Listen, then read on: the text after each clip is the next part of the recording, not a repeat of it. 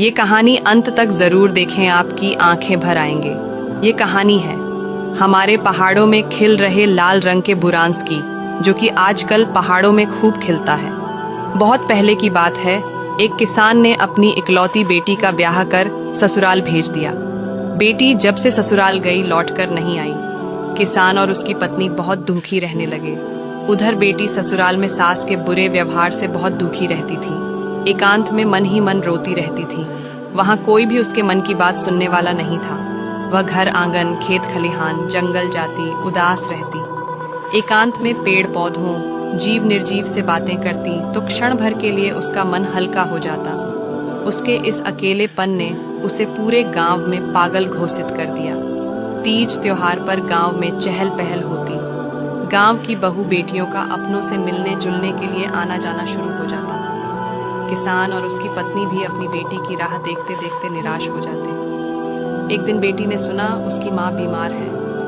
उसे चिंता होने लगी। उसने हिम्मत करके अपनी सास से कहा कि मैं अपनी बीमार माँ से मिलकर आती हूँ। सास ने जब बहू को बहुत खरी खोटी सुनाई और ढेर सारे काम बता दिए। और आर कहाँ जो मैंने काम बताए हैं उनको पूरा करके जाना। दिन ढलने को आ गया। बहू ने अपनी सामर्थ्य से अधिक काम निपटाए, पर सभी काम पूरे ना हो सके। बहू के फिर बहुत मिन्नतें करने के बाद सास ने उसे जाने की अनुमति दी। बेटी माँ से मिलने चल दी। वह जिस तेजी से चलती, उसे अपने कदम उतने ही धीरे महसूस होते। वह सोचने लगी, काश उसके तन पर पंख उगाए होते तो पलक झपकते ही माँ बाबू के पास पहुंच जाती और अपने मन की बात सुनाती। आखिर भागे भागे वह माँ के घर पहुंच गई। उसने देखा माँ उसकी याद में सूख कर कांटा हो गई है और पिता समय से पहले बूढ़े दिखने लगे हैं। उसने अपनी बात सुनाने से पहले माँ बाबू के विषय में जानना चाहा। वह दोनों कोई बात किए बिना बेटी की तरफ देखते रह गए। आश्चर्य से क्या यही उनकी बेटी है? उन्हें विश्वास नहीं आ रहा था और न ही आंखें सत्य को झुठला पा रही थी। वे बेटी के दुख को बर्दाश्त नहीं कर पाए। बेटी ने माँ को स्पर्श किया। माँ निर्जीव पड़ी रही। पिता के सीने से लगकर अपने दुहक को हल्का करना चाहा, परंतु पिता का दिल पत्थर का हो चुका था। वह बिलख पड़ी। यह सब वह क्या देख रही है?